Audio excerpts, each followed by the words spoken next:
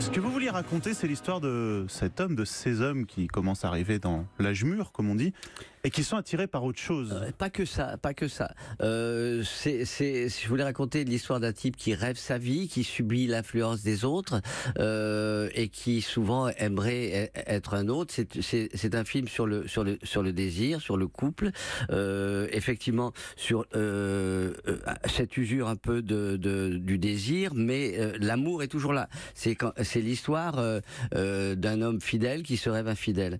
Je préfère ça plutôt que le vieux qui commence libidineux, qui commence à rêver. Non, oui, c'est autre chose. Il y a plus de poésie. Oui, il y a de la poésie, mais c'est vrai que vous fantasmez aussi beaucoup sur ses formes, sur son corps. La femme est un objet de poésie absolue, donc c'est normal que mon personnage rêve plutôt que fantasmer. Il rêve beaucoup. Il rêve, mais ce sont des rêves qui se matérialisent, qu'on voit à l'écran. C'est ça, le cinéma. Voilà, on va expliquer que dans la pièce originale de Florian Zeller, c'était des apartés. Oui, comme ça, c'était vous souffliez au public, voilà, des choses. Au théâtre, effectivement, ce qui était mis en scène, c'était les pensées, donc c'était sous forme d'aparté. Là, la force du cinéma, c'est qu'on peut tout voir. Donc, ce que je voulais faire aussi, ce qui me plaisait, c'était d'aller plus loin dans la pièce et de perdre les spectateurs. Oui. C'est-à-dire que à partir d'un moment, on ne sait plus si on est dans le rêve ou dans la réalité. Oui. Et il y a un autre film dans le film.